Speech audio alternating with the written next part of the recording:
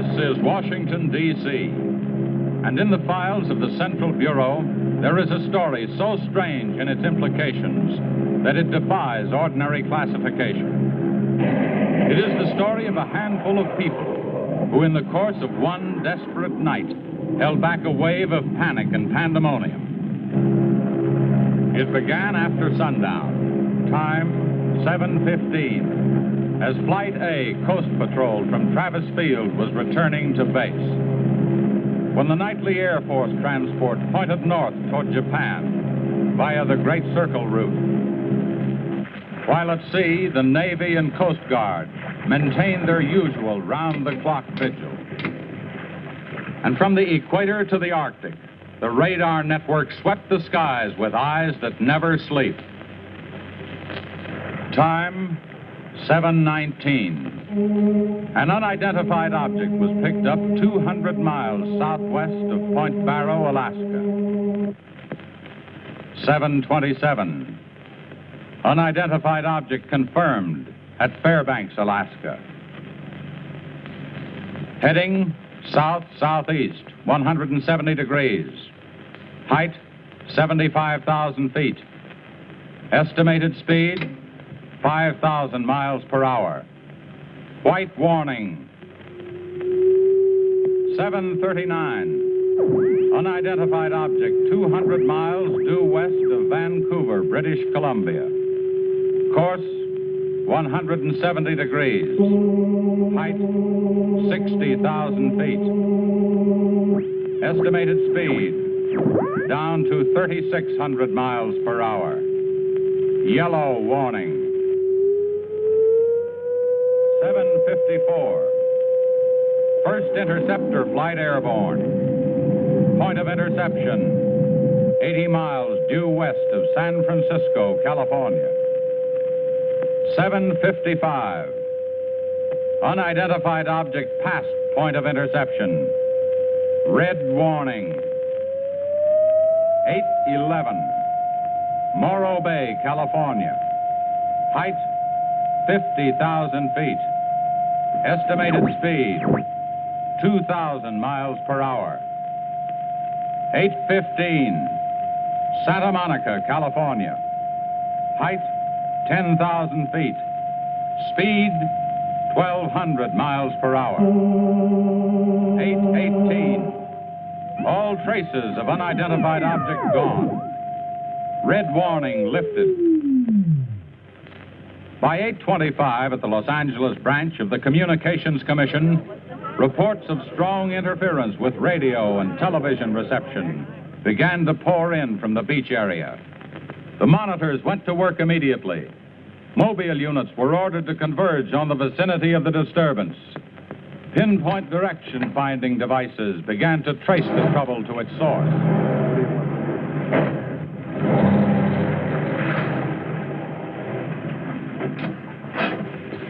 This is Mobile 1, Hazen speaking. We're at Ocean and Beacon Way, interference strength 2, bearing 27 degrees. Over. Mobile 1 from center, roger. Over. Mobile Center from Mobile 7, over. Go ahead, Mobile 7. This is Mobile 7, from the Pacific Center and Beach 4. Interference strength 3, bearing 39 degrees, over. This is Mobile Center, roger. Stand by. Mobile 1 and Mobile 7. From Mobile Center, point of interception estimated 3 miles north of surf. Repeat, 3 miles north of surf. Acknowledge. This is Mobile 7, roger. Mobile 1, roger. Mobile 7, roger, we're going out. Okay, Charlie, let's get moving.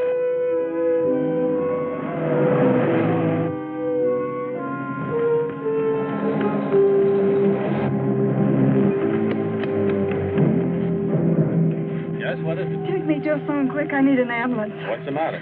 My husband and Pete out there in the picnic grounds just above the beach. They've been hurt. Well, this is a communications car. I'll phone it in from here. I'm Mobile 1 to Central, over. Did you make that out, Charlie? Not a word. I'm Mobile 1 to Central. I can't reach you. Repeat. We must be getting us all right. A Mobile 1 to Central. Have an ambulance sent to beach at Surf. Emergency. 2 men hurt. Acknowledge. Roger and out. I'm sure they'll be here soon now. Tell us what happened. Oh, this man, he just kept coming at us. It was awful. Who?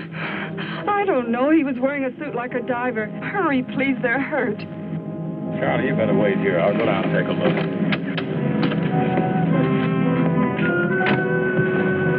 The young woman's hysteria became obvious as they reached the picnic grounds at the beach. There was no sign of the mysterious intruder, and little could be done for her husband and their friend until the ambulance arrived.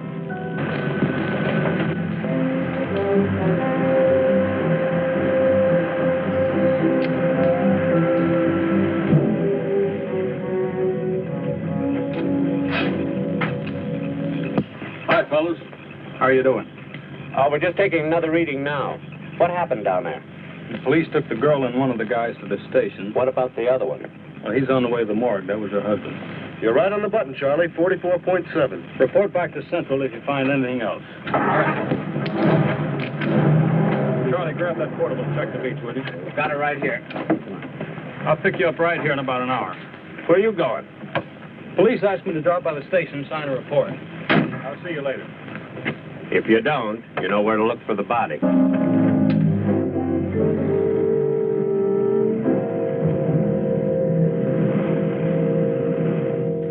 Like I said, we were just starting to eat when we heard something tracking through the sand toward us.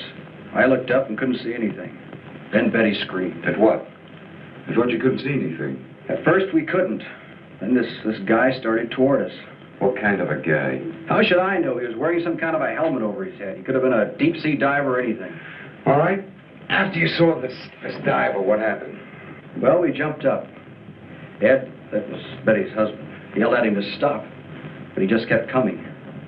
I never saw anything like it. He didn't say anything. He just kept moving in. And then you say he attacked you. Well, we didn't give him a chance.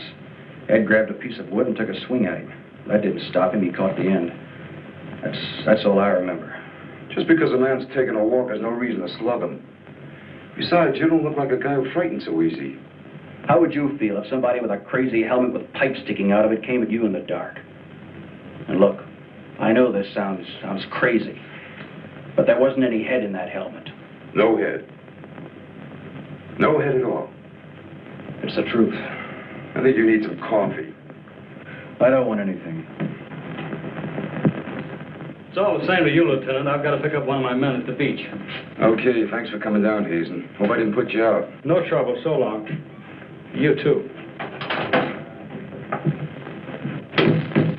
All right, let's start at the beginning. How well did you know the dead man? And his wife? Betty and I went to school together. I knew Ed a year. How long were they married? About a year. Wasn't her husband a little older than she? I don't know. But you said you and Mrs. Evans went to school together. And you never discussed anything personal with her? She did mention he was older, yes. How much? 15, 20 years. What difference does that make? That wasn't too hard now, was it? Where do you live? 629 and a half East Palm Court. Why? That's where the Evans live, isn't it? Yeah, I board with them. You do, huh? Now, Mrs. Evans is a good-looking woman. What are you trying to say?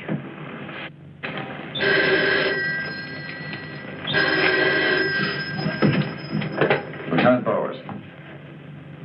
Where? Yeah, I got it. I'll leave right away. Ain't been enough murder. Near the beach. Keep an eye on this guy until I get back. What are you doing? You'll stay right where you are.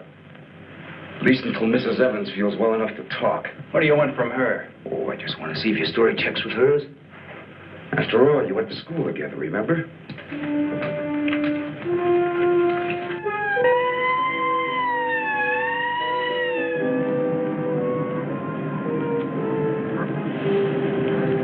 You say there were no witnesses, huh? None yet. Anything missing? I don't think so. The cash register wasn't touched. Get a breakdown on the inventory as soon as you can. What about fingerprints? The boys are working on them now.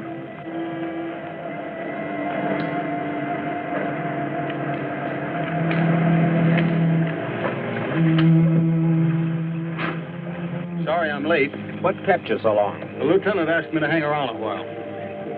What's the score? It looks like one of those things. Pretty girl, older husband, young boarder. Kid claims some guy without a head knocked the old man off. You don't say. Anything else? Yeah, he had a diver's outfit with horns. No. He's going to have to do better than that. How are we doing? I took a reading about 10 minutes ago. The radiation is going out with the tide. What about the radio phone?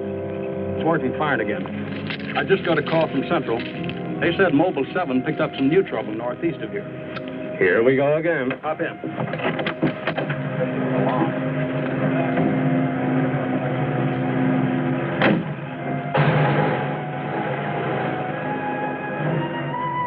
Who reported this murder?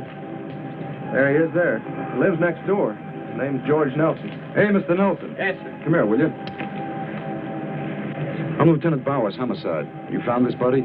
That's right. He must have just locked up for the night when this happened. How do you know that? Well, he usually does around this time. What are you doing here? I was sitting home watching the fights on TV, and all of a sudden the thing started acting up. What has that got to do with it? Well, you don't know this set. You know, it wouldn't work at all when I came home to supper. Then all of a sudden it cleared up fine. So I thought, well, I'll get set to look at the fights again, and all of a sudden out it goes again. So I thought maybe the battery station down here was overcharging the circuit, and so I came down to take a look, that's all. Hey, don't you ever quit work? What's up this time? Another murder? What are you doing here, Hazen? Same as before. Still trying to track down that signal interference. Hey, does that stuff work on TV, too? Well, it has been for hours. What'd I tell you? What's the matter? Seems to set one on the blink. Well, at least we know we're on the right track. How'd you make out with that boarder? You're still sticking to a story. The guy had no head. Well, I'll be seeing you. So long. Right. Come on, Charlie.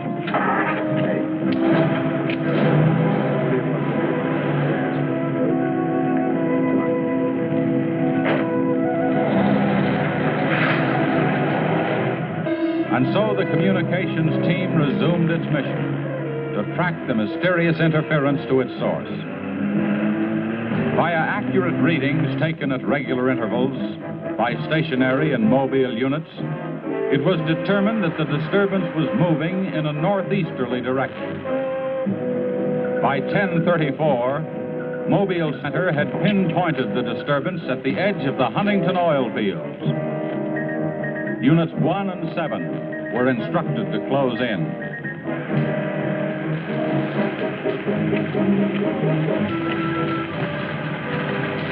Hey, Charlie, do you see what I see? Yeah, the oil field. Let's hope our trouble's burning up. Well, there's only one way to find out.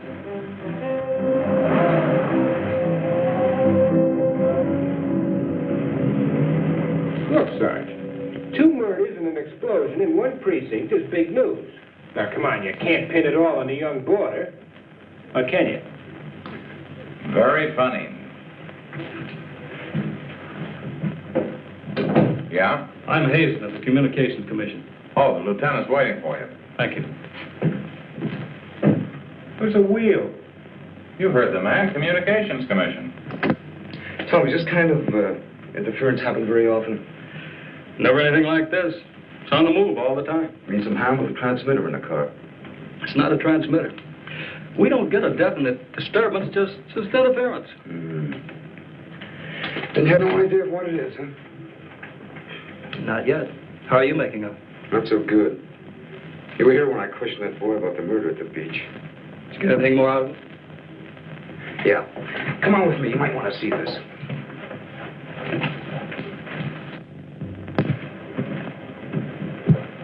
I see you're just about done. Thanks, you can go now.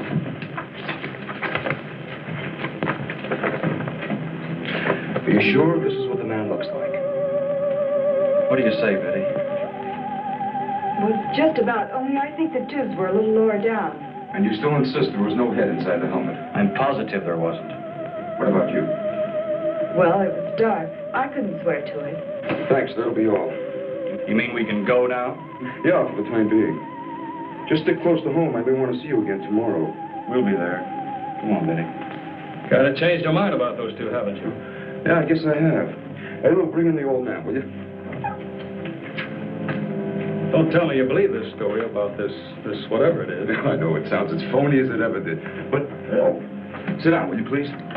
You're the watchman at the Huntington oil fields? Oh, yes, sir. I've been with the company for over 22 years, sir. Yeah. Will you tell Mr. Hazen here exactly what happened? Well, sir, like I said before, I was just closing the gate for the night when I saw this fella coming up. I was never so scared in my life.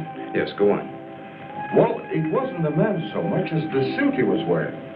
Well, he wouldn't stop when I hollered at him. He just pushed his way right in there through the gate and walked right up to the tank. Now, you carry a gun. Did you try to stop him? Well, he was much too close to the tank. I was afraid to shoot. So I thought I might call for help. Just as I got to the shack, the tank blew up. Oh, you should see the sight. Yeah. Sir, can you give us a description of this man? How would you say he was dressed? Well, sir, like I said before, he wore a sort of flyer's not outfit with a helmet attached to it. How tall was he? Oh, he was a giant of a man. And he had tubes sticking out of that thing, that helmet he wore. Can you tell us what his face looked like? Well, sir, though he got pretty close to me, I could swear the man had no face. Now, if you saw this man again, would you recognize him? I mean by his outfit. Oh, I'll never forget that sight if I live to be 100, sir. Would you say this is the man? Wait, sure, that's him. Thank you very much. You may go now. All right, sir. Thank you. Well, Higson, what do you say now? Beats me. The descriptions check all right. This could be some kind of flying suit. High-altitude equipment. Yeah, that's what I've been thinking. Well, how do you explain that stuff about the missing head? No, we can discount that. These people were frightened. It was night. Nobody really took a close look at it. I guess you're right. But whoever he is, that outfit doesn't look like one of ours. Of course, he could have been dropped by parachute. You mean sabotage? We're checking. I think we better wire a report to Washington and see what they say. Oh, you can use our teletype. I'll tip off the LA police to be on the lookout for something unusual. Hey, wait a minute. What about the press? Oh, I don't think they know too much now. We better keep it that way for a while at least, till we find out whether our friend is still around here. Well, if he is, I think we can find him for you. My hunch is that he's carrying something around that's causing all this disturbance, whether he knows it or not.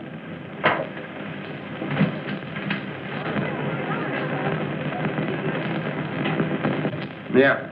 Kill that page 1 lead. They let the boarder and the girl go. How do I know? Maybe the lieutenant thinks that the guy in a flying suit knocked off the husband. No, not a chance. Not a chance of an exclusive on that picture. They're making a blanket release in the morning. Oh, there's a guy from the Communications Commission in there now. Yeah, I'll call you back later if there's anything new. Okay.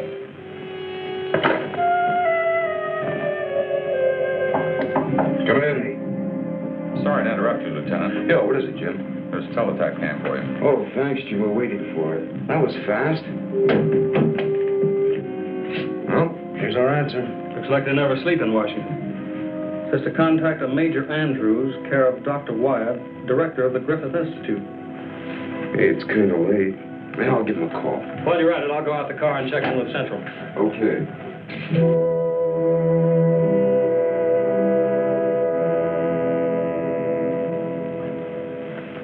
Well, that's the story up till now. We got in touch with Washington. They told us to contact you here. Very interesting. What do you think, Doctor? When I see something like this, I understand why you gentlemen might have thought sabotage was involved. Lieutenant, are you sure there were no traces of this saboteur, this X-man, found after the explosion in the oil field? Fighter probably went over every inch of the area. Didn't come up with a thing. Well, then there's a strong possibility that he might have perished in the explosion itself. I doubt that. We're pretty well convinced this man is carrying something that's responsible for all the signal interference.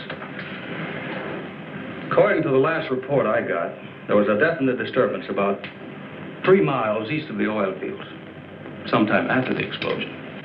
Well, then if he's alive, you should be able to keep an accurate check of his whereabouts. Not that easy.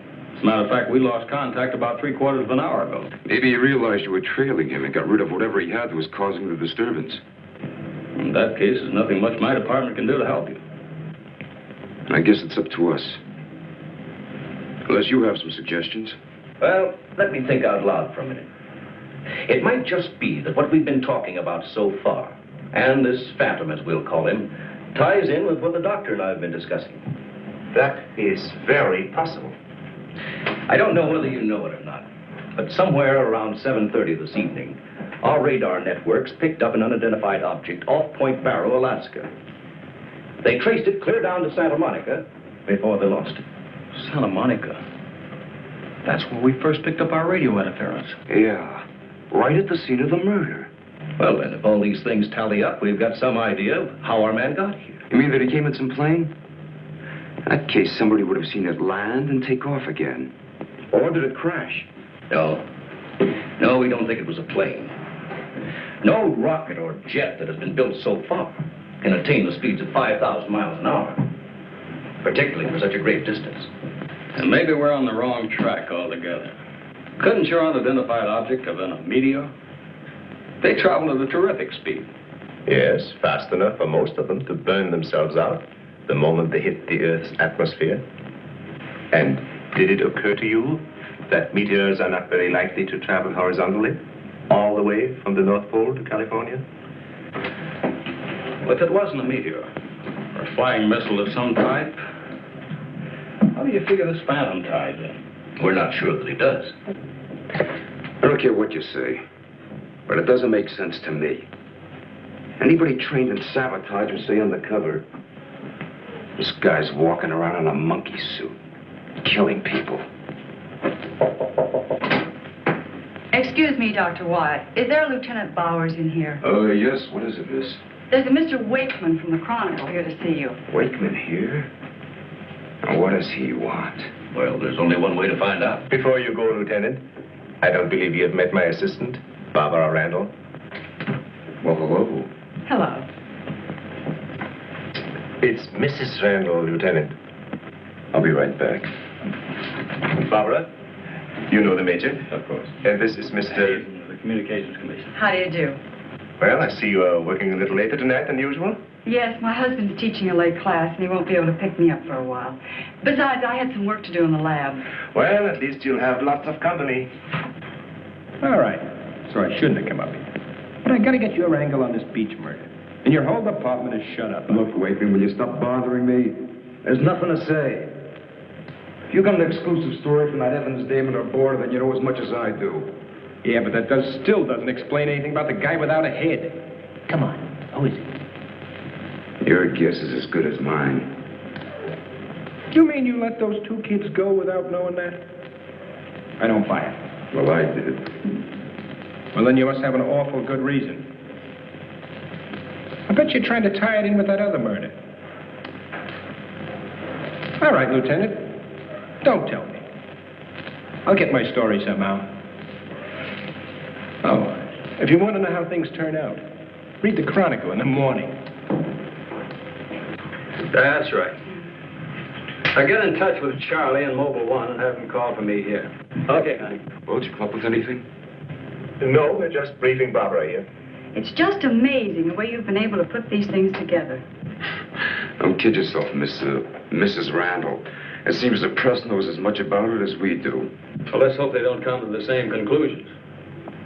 A few lurid headlines, and every fool in the country will be seeing phantoms in spacesuits and men from Mars all over the place. Yes, I can imagine. And mass hysteria is difficult to check once it gets started. That's why we've got to move fast.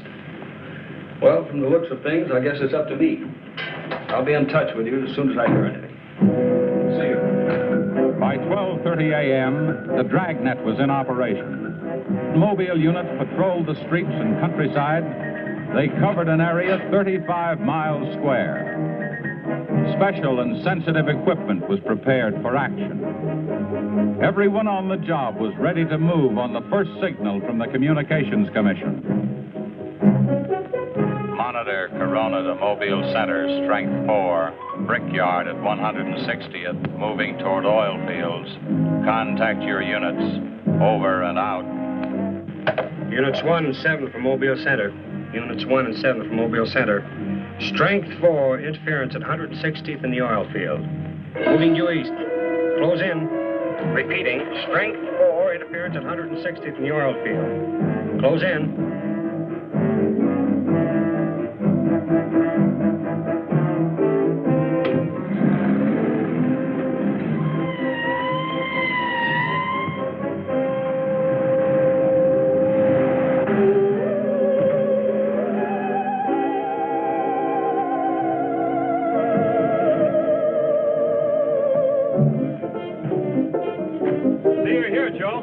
around here trying to set this up.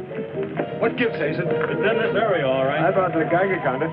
Thank you, Doctor. Why don't walk over those oil fields? Well, it doesn't register as far as the oil field. I think we'll do better if we split up, man. Right, Lieutenant. You two go that way. Lieutenant, out here. Vince, Joe, you follow him. Come on, Doctor. And you? Oh, forget it.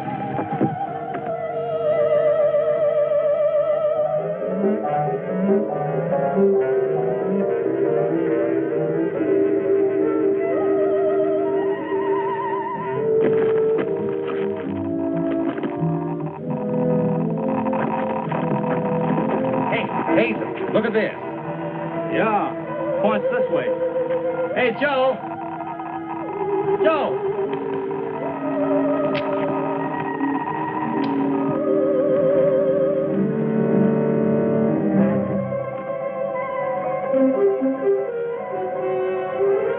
Hazen! Hey, Hazen! 603! Going strong. That's it, Doctor.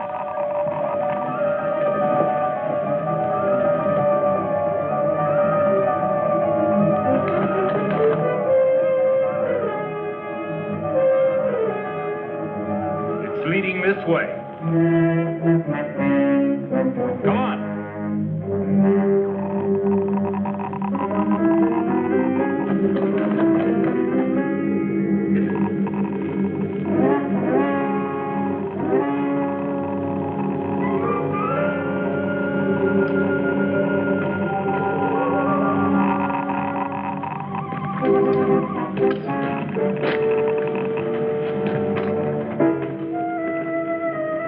It's this way. Come on.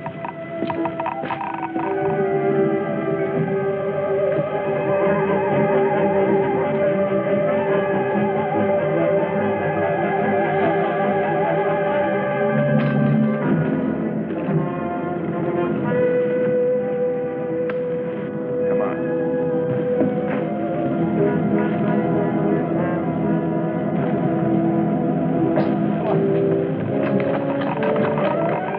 They're going strong. That's right. Checks with me. Sure does. He's here. We saw him. There he goes. Come on. Fritz. Gotta be around here somewhere. Yeah, we gotta get up the roof. Vince, go get a ladder. Look out! Let's cut him off! Come on. Around here.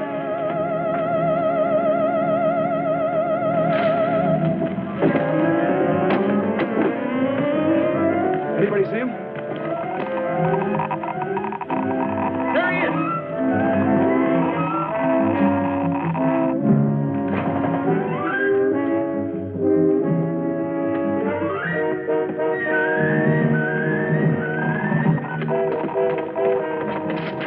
Cut him now. We'll give you 10 seconds to come out of there, starting now. 1, 2, 3, 4, 5, 6, 7, 8, 9, 10. We're going in. Up to you guys, cover the door. Come on.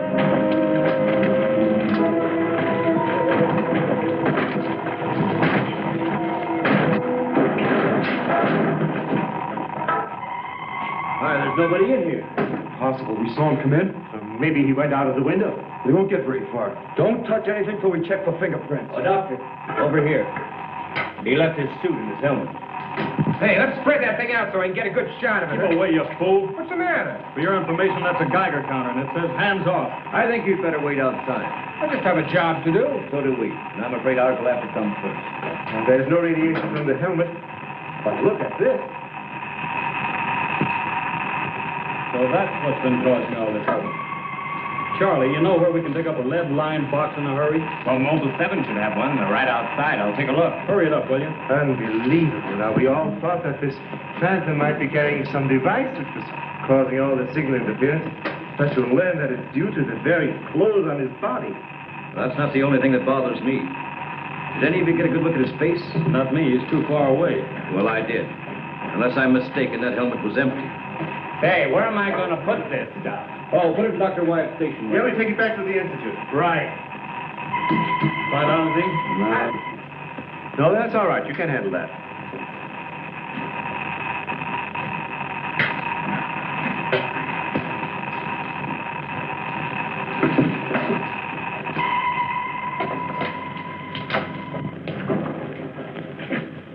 Any luck?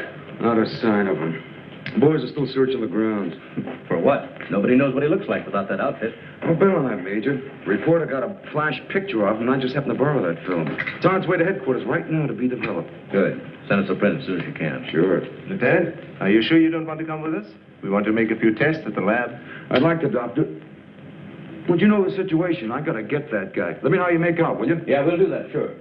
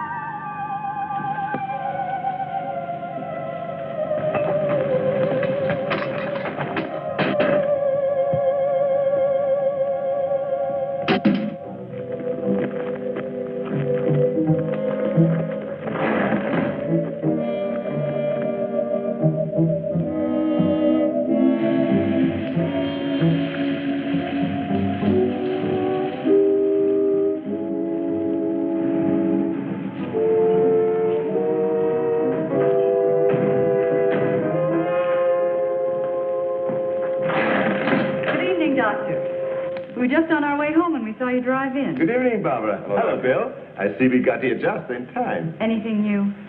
Lots of excitement, but that's all. Major, you know Barbara's husband? Oh, of course. How are you? How are you? Hey, it's a nice-looking dog you've got there. What's his name? His name? Venus. Say, Bill, I hate to ask this, but something important has come up, and I wonder, can we borrow Barbara for about an hour or so? I suppose so. Of course. Darling, why don't you go and do the shopping? Here's the list. The market's open all evening. I may as well. See you later, darling. I'll take the dog and tie her up. Thank you, Bill. Good night. Good night. I'll give you a hand with it. Oh, thanks, Doc. Easy now. Look out for your fingers. All right. Look out now. Don't drop it. Ben, come back here. Ben, come back here.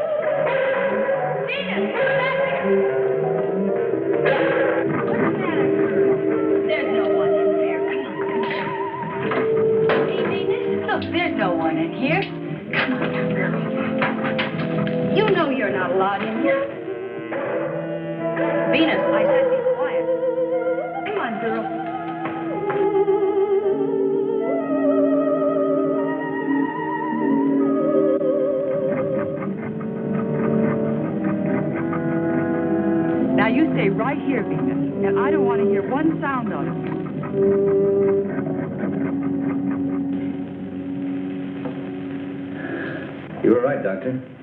There are no fingerprints anywhere. What's all this? Hey, don't touch anything. You better put some gloves on. Our friend, Mr. X, left this suit at the oil refinery. You mean you were that close to him and you didn't catch him? I'm afraid so. That's up to the police now. Hand me those shades. I want to cut out this material to work with it.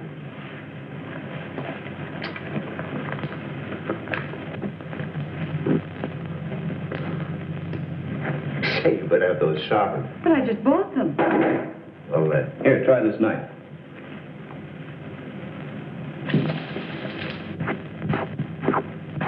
That still won't cut. Let me try.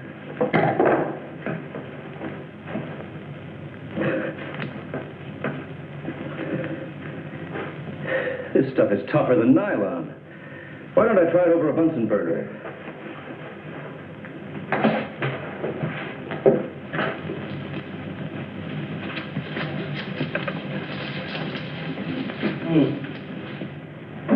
It doesn't burn either. Let's take a look at it under the microscope. Look, it's magnetic. Magnetic? Here, radioactive. And apparently indestructible. Thank you.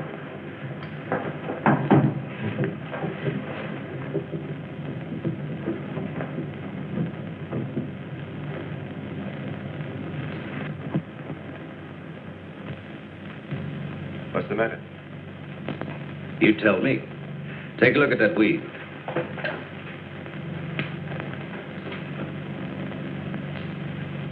What weed? There is none. This material is one solid mass. May I see it?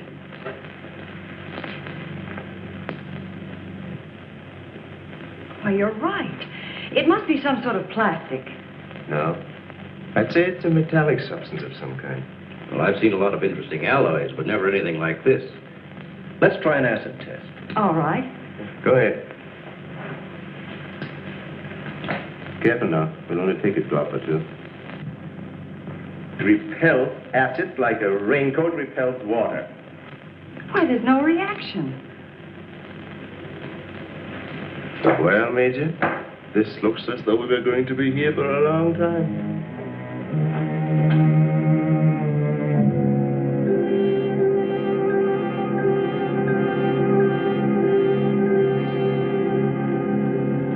Now we have it. The helmet is not radioactive. The suit is. There is no doubt. This spacesuit is conditioned to function above 63,000 feet, where human blood would boil, resulting in the body expanding to twice its size. And death, of course. I know. And it must withstand pressure and counterpressure. Also, it must be so supercharged it can function in thin atmosphere. Now, let's see what it is that is left in this breathing apparatus. Well, how are you doing? The gas from the helmet tank breaks down to 11% methane. Ordinary marsh gas? What's the rest of the formula? No, that's where I'm stuck. I can't figure it out. It just doesn't respond to any of the usual tests. Well, how could anyone exist on that combination of gases? You and I couldn't. But apparently someone can. Oh, Doctor, are you trying to say that our X-Man doesn't breathe oxygen and hasn't the metabolism of a normal human? I really don't know. From what we've seen, he has some physical characteristics which make him appear human. But added to them is this fabulous radioactivity that none of us could stand. I am puzzled.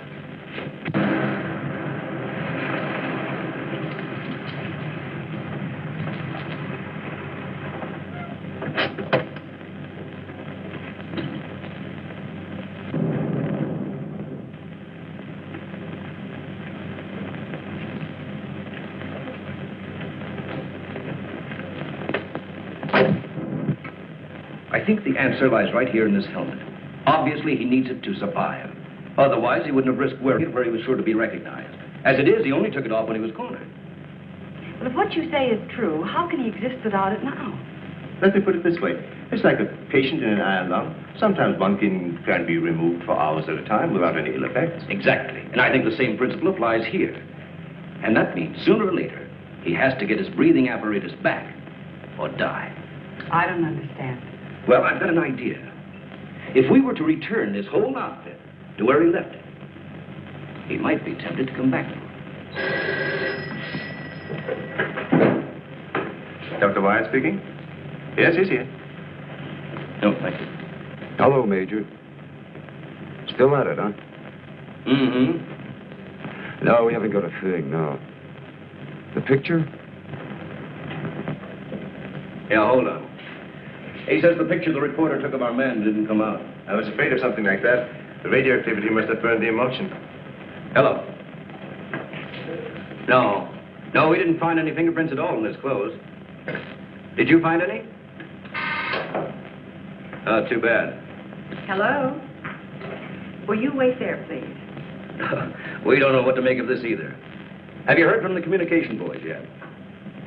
Well, let's hope they turn up with something. Major, excuse me. Hold on a second. Yes? It's Mr. Wakeman of the Chronicle. He insists upon seeing you. He does? Where is he? I told him to wait in the lobby. Good.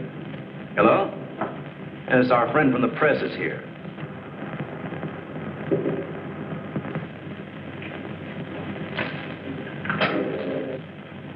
Don't worry, I wouldn't dare let anyone in on anything. At least not till we get something concrete. Right. All right, I'll see you later. Well, I guess I'd better see this newspaper man. Want to come along, Doctor? I think I will.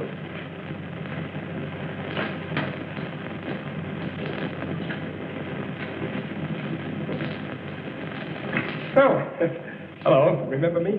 Certainly, yes. Nice lot of gadgets you got here. We think so. What's on your mind? Well, I was wondering if you might let me take a couple of pictures of that suit you brought up here. I'm sorry, we can't do that. Oh. Well, now, look, I got a wonderful picture of the guy running in the shack, and the lieutenant stuck his nose in my business, and what do I get? A blank.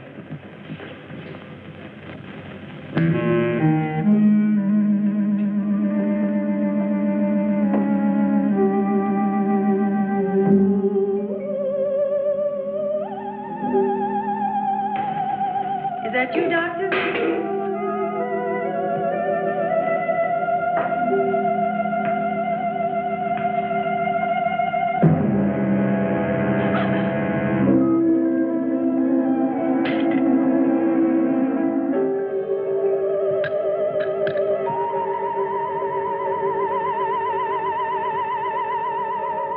Well, you must have some lead on this guy, otherwise you wouldn't have brought that suit up here. Well, let's just say we were curious.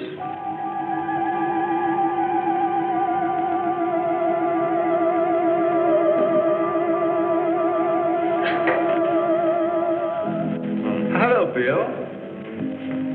Are you back so soon? Isn't Barbara through? I don't know. If she's still in the lab, why don't you go up and see? Thanks, I will.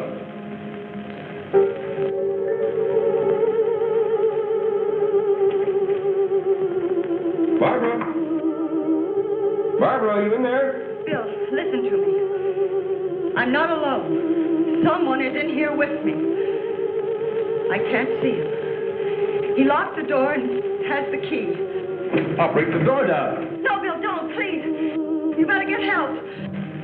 You mean I'd come all the way up here for nothing? I'm afraid so.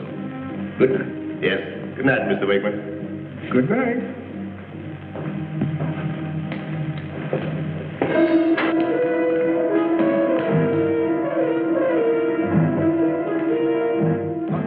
Major, come quick. What's the matter? What's the matter? Where's Barbara? In the lab. The door's locked and there's someone in there with her.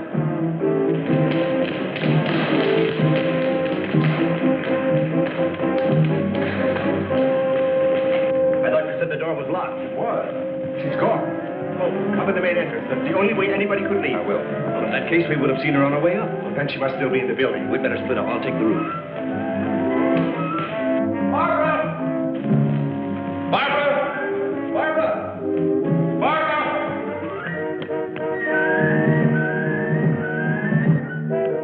Barbara!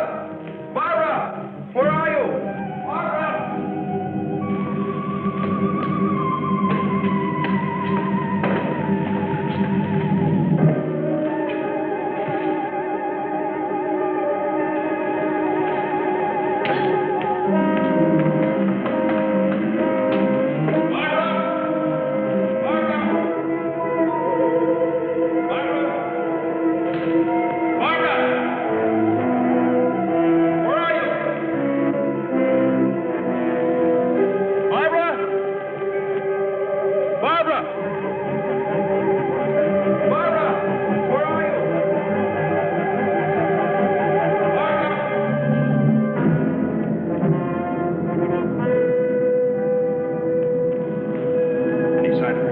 Not yet. She must be around here someplace. Now, you stay here. Watch the main entrance. And I'll check the basement. All right.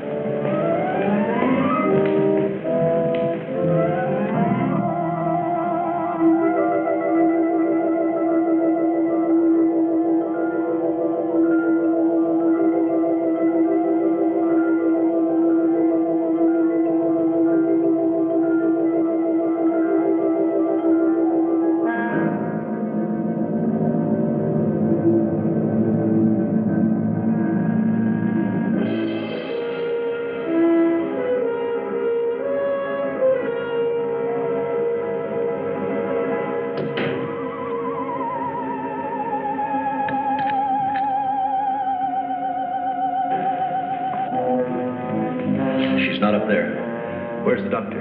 He went down to the basement. Here he comes. You didn't find her? No. I'd better call the police. But there's no telling what could happen to her in the meantime. No, take it easy. We're doing the best we can. But she said she was locked in, and she couldn't see who did it. Can you explain that? No. Not yet.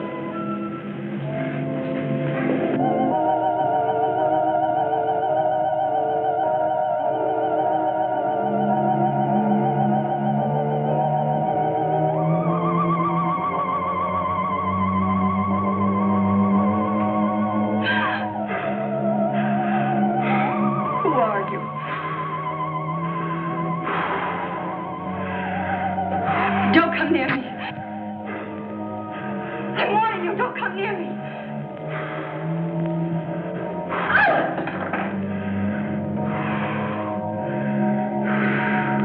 Don't!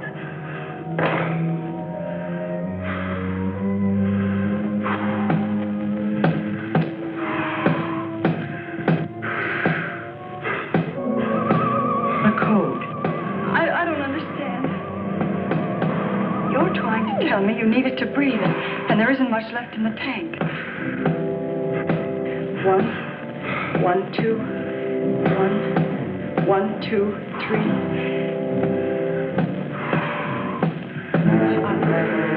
I'll write it down.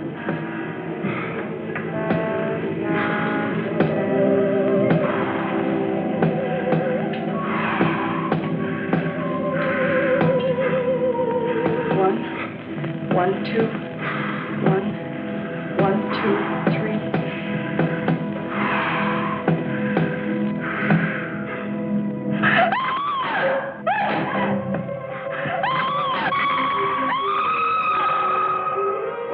In the lab.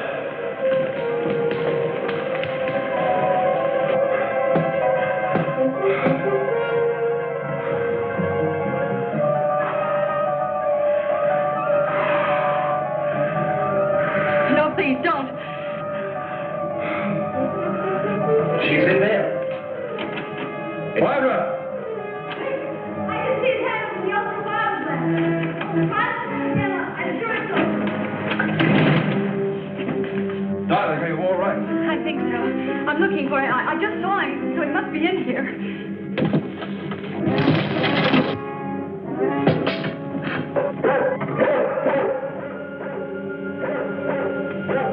Steady feet to the ground. He would be killed. Right, very good.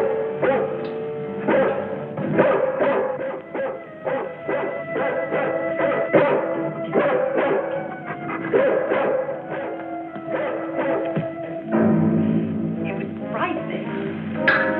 I couldn't see him. I didn't know what to do. Come here. Quick. Disintegrating. This is amazing.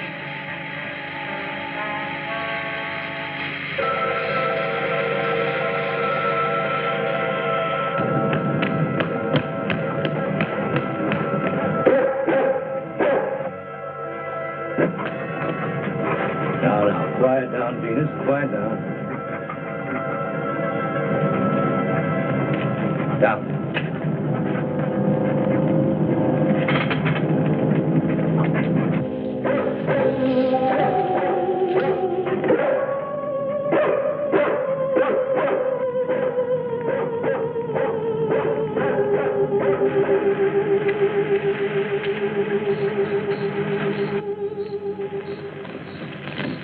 Mobile Center from Mobile 1. Come in, please. This is Mobile Center. Go ahead. Get hold of Major Andrews or Dr. Wyatt at the Institute. I want to talk to either one of them. I will do. Stand by, Mobile 1. Dr. Wyatt speaking. Oh, yes, Mr. Hazen. Yes, we're still at it. Lots and lots of excitement, but nothing definite yet. Have you anything to say? The trouble seems to be just about gone. We get a flash in the direction of the observatory once in a while, but I figure that's because of the outfit you're testing. Yes. Lieutenant Bowers ought to be here any minute. Of course. How long will it take you to get up here? Good. See you then.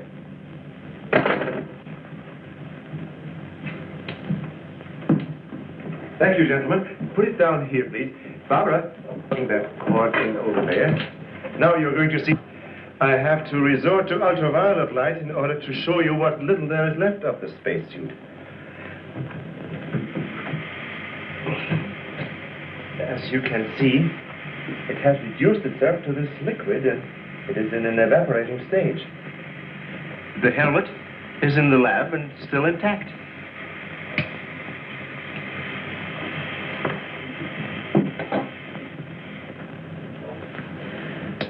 This is amazing. All the radiation in this suit would Why, it'd be fatal to a normal human being wearing it. Of course. And furthermore, our respiratory system could never simulate gases such as we have found in that breathing device. Well, then we have to assume our so-called X-Man carried his own atmosphere with him. Excuse me, but as a matter of curiosity, why do we refer to this thing as a him? I thought it was invisible. Under normal conditions, yes. Yet, Mrs. Randall did see the imprint of a large foot and a masculine hand under ultraviolet light. How do you explain that? I don't know, but the human body is composed of various elements with a carbon base. Like coal. Yes. Now, suppose we maintain the same chemical composition in the body of the X-Man, but substitute silica for carbon. Silica, that's glass. Exactly. Now, it is possible that the body with such a base, if it were subjected to an atmosphere foreign to its origin, might appear invisible to our eyes. Are you trying to say, Doctor, that we're not dealing with a human being? I didn't say that. On the contrary, all the evidence points in the opposite direction. Toward a superhuman with an intelligence far superior to our own. How can you tell? First of all, Mrs. Randall saw that he has a hand with digits like our own fingers and a thumb opposing. That alone is a sign of intelligence. And he comes from a civilization that has developed adequate space transportation to enable him to travel to Earth. We have nothing yet that can reach even another planet in our own solar system. That could account for the unidentified objects picked up by radar a few hours ago. My theory is that the spaceship, or whatever it was that he came in, operated on the principle of magnetic rather than atomic propulsion, and that somewhere in the outer limits met with a condition where the Earth's gravity pulled it down and it fell into the ocean, and that he managed to save his life and reach shore. You really can pick up any type of communications interference, no matter how weak the signal may be. Sure thing. We were on his trail from the minute he left the beach. I never knew you carried such sensitive instruments in your car.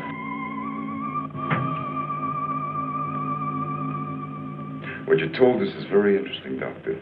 But I've got to make an official report to headquarters. Are you willing to be quoted that the criminal we're after is a creature from another world? All I can say is, we know that our Earth is not the only planet capable of sustaining life in one form or another.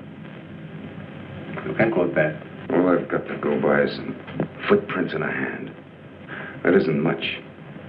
No fingerprints, no description, no nothing. And we're after a killer. Has it occurred to you that our X-Man has no apparent motivation for his acts, and might therefore not be an intentional criminal at all? You have a point there. Hey, wait a minute. Come to think of it, the young boarder we suspected, he did say that the girl's husband threw the first punch. So? So that could have been enough to provoke the strange creature. And the same could have happened at the second murder. Sure. But what about the fire in the oil fields? Evidently, our man sensed the presence of some gases, which he thought might be utilized in his breathing apparatus. Yeah, that could account for his presence at the oil refineries, where something went wrong, causing the explosion. Too bad he got wise to us and took off his uniform, or we'd have been able to catch up with him by now.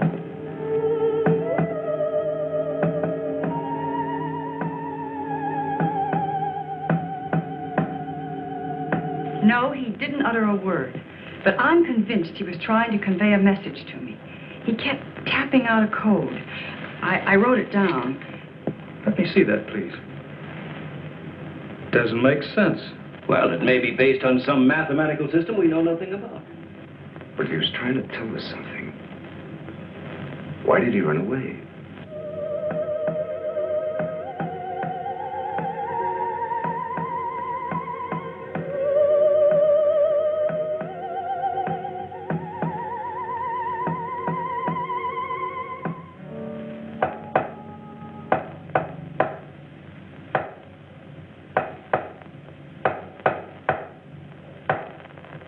What do you think of that?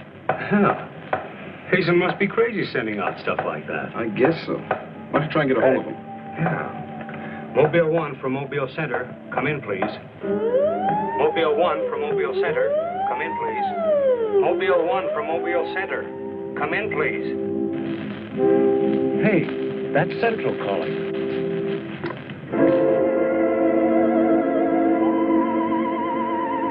You better stay here by the car. I'll go tell Hazen. Yes, Colonel Powell. Of course, I'll mail you a complete report first thing in the morning. Yes, sir, thank you. Oh, and I'm awfully sorry to disturb you so late at night.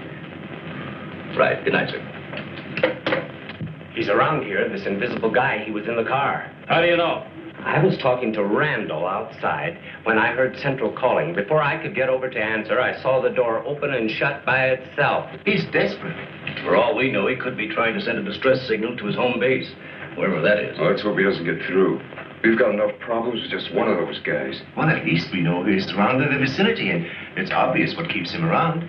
Of course. He's got to come back for what little gas there is left in his helmet. And when he does... Oh, please, the most important thing is to take him alive. If we can only make each other understand, there's no telling how much science can profit. I'll go along with that, Doctor. But I've got to make sure that once he's cornered, I'll be able to hang on to him. I think we're all agreed on that. All right, good, then we must see it from his angle. He's in an alien world. No doubt we are as frightening to him as he is to us. Now, the most important thing, then, is to keep calm at all costs and do nothing to provoke him. Immediately, a simple plan to trap the Phantom went into operation. All obstacles to his entry were removed. To erase any possible suspicion, the doors were left unguarded, and inconspicuous electric eye equipment was set up. All this was connected to a makeshift control board, which would immediately signal the exact location of the trespasser. Now, there was nothing to do but wait.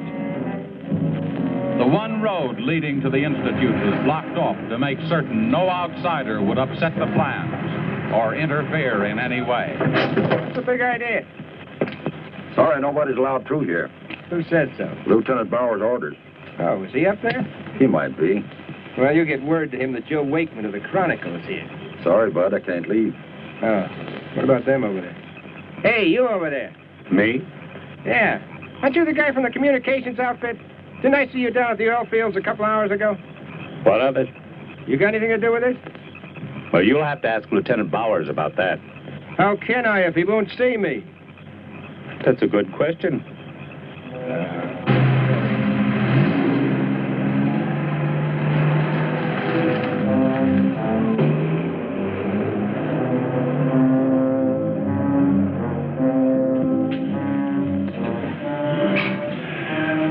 Well, it's 4:45. He's sure taking his time. Time is cheap. Yeah, well, how long can you sit on the edge of your chair like this? Over there if we have to. Well, we hope this mechanism works. It will, unless he flies in between the wires. I wouldn't take any bets that he can't. Well, if everything else fails, we still have Venus here to help us. You know, I'm certain she sensed his presence before. That's why she carried on so.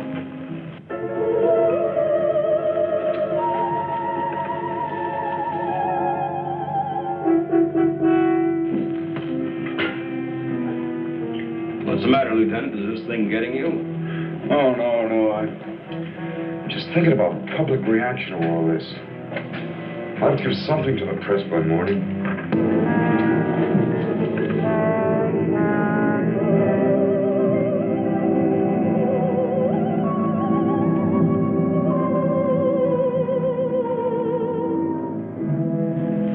You know, ever since I was a kid, I wanted to be a pilot.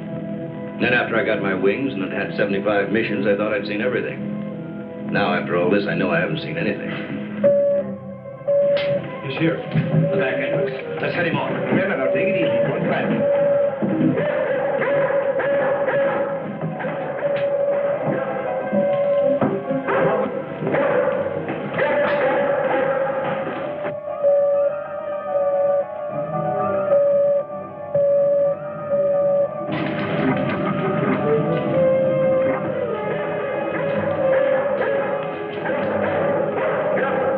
Yeah.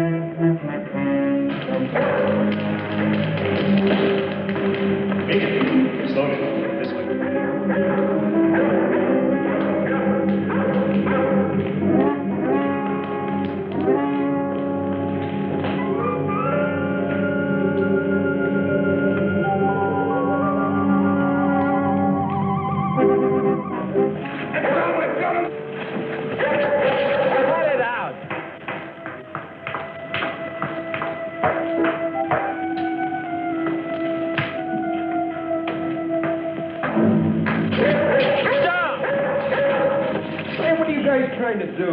Well, it's the reporter. Yeah, it sure is. What's going on around here? You guys crazy?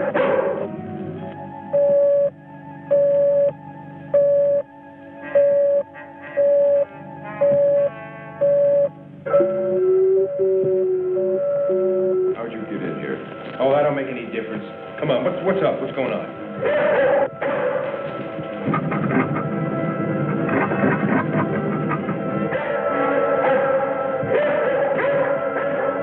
Lieutenant, you better tell him. I'll reset the wires.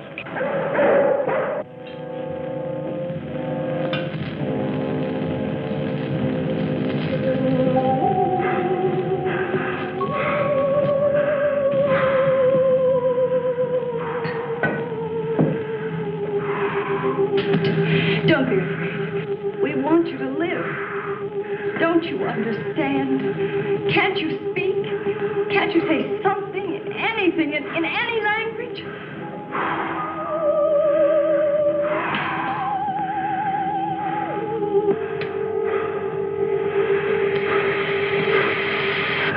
Listen, everybody. He's in the lab with me now. He's in the lab with me now. Venus, be quiet. The door is unlocked. Hurry, he's having trouble breathing. I don't think he can last much longer. And please, don't let Venus get at him.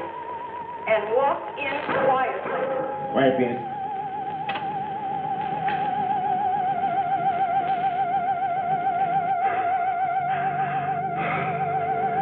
It's unbelievable.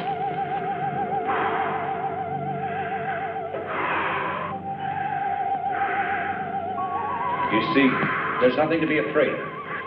Nobody wants to hurt you. I've tried to reason with him. I feel he understands, but he can't speak. Wait a minute, I'll try his code. I think I remember it right.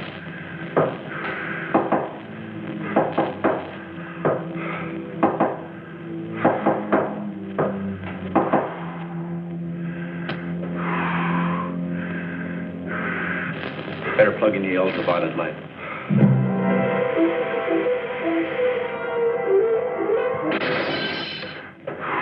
Oh, you scared him.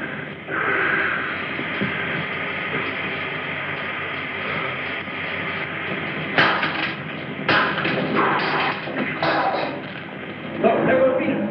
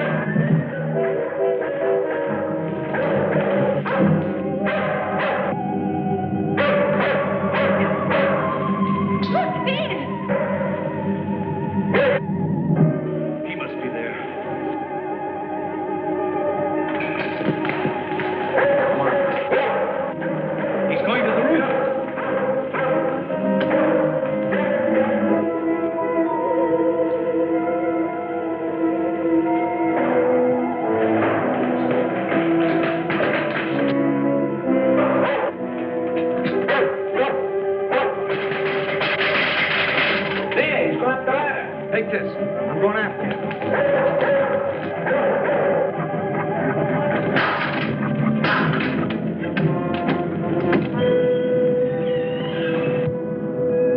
The door. In here with a big telescope.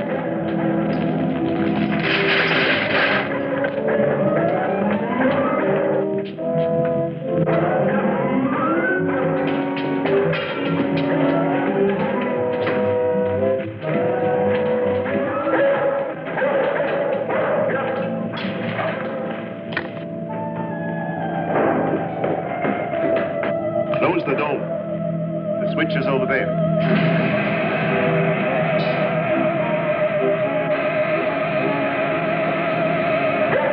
Folks, senses something. Quiet, Venus. Well, if he's in here, he'll never get out now. No, Miss Carlos. This is what I've been waiting for. Please, Lieutenant. This is our last chance. We have to take him alive. Plug in the lamps. There's an outlet here.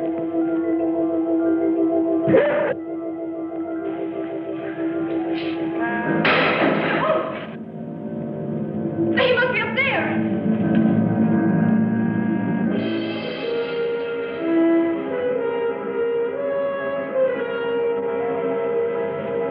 His whole body's gone. If I hadn't seen this with my own eyes. What do we do now? Stand back.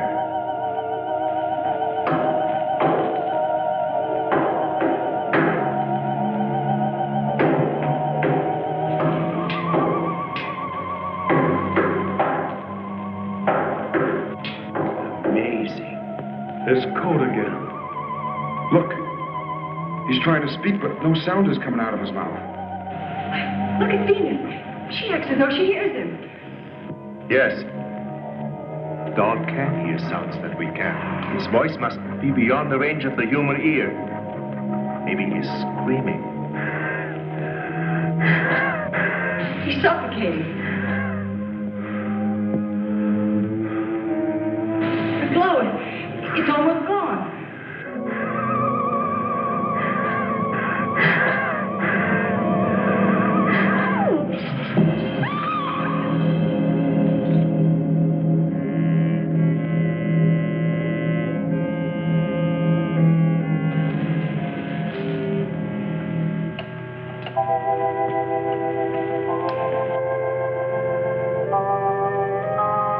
We won't need these lights anymore.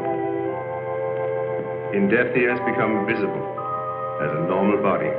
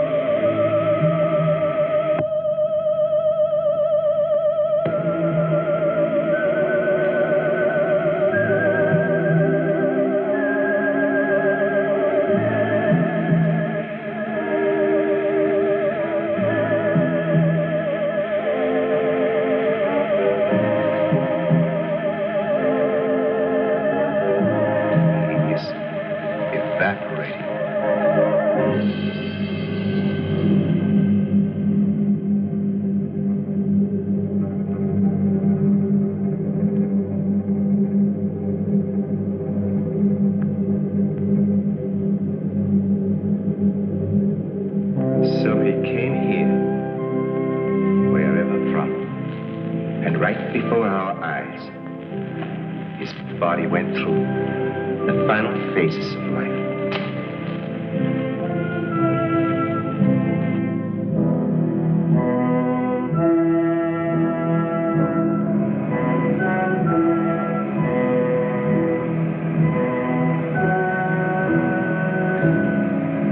Well, it's morning.